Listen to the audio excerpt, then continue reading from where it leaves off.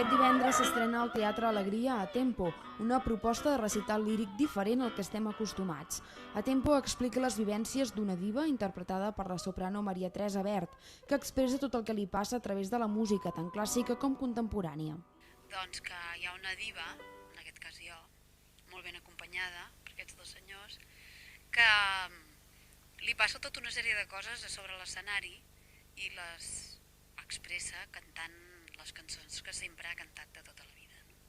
Hi ha des de coses d'opereta fins a coses de Kurt Weill, és a dir, cabaret, coses en alemany, coses en català, coses en anglès, i una mica he triat les que m'agraden més. De cada un de tots aquests programes o de tot el que he fet, doncs, les que m'agraden més. Fins i tot coses que m'agraden molt i no tenen res a veure amb la clàssica, com puguin ser temes del pop, no? I que, bueno, en principi sorprenen que els pugui cantar una veu lírica.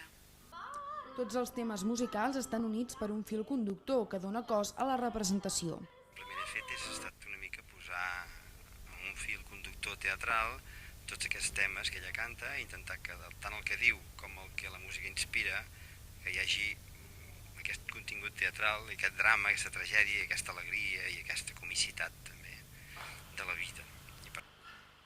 Durant tot el recital, la diva sempre està acompanyada del pianista Pep Surinyach, el seu company de trajecte que l'ajuda a salvar tots els obstacles.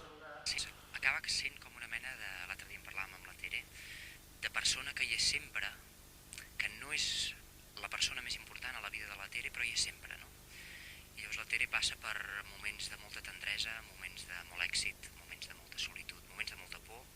I jo sempre hi soc allà, sempre faig allò, una mica com el rector i la majordoma, dèiem, no? Que és allò que no són parella, viuen junts, ho comparteixen tot i per nassos, vull dir, estan allà, es tenen l'un a l'altre, no? La idea de l'obra va sorgir ara fa 3 anys, tot i que no ha estat fins a aquesta última temporada, quan s'han definit tots els detalls. Detalls com el títol de l'obra, que deu el seu nom a una marca de mocadors de paper. El fet del drama era un element important a posar en escena i justament vam veure que era convenient utilitzar uns mocadors de paper i el paquet que duíem a la mà de la Teresa duia un paquet que deia A Tempo i vam dir, mira, aquest doble llenguatge que és un clínex i que diu A Tempo, doncs tenia la seva gràcia i per això va sorgir aquest títol. La representació serà aquest divendres al Teatre Alegria a les 10 de la nit.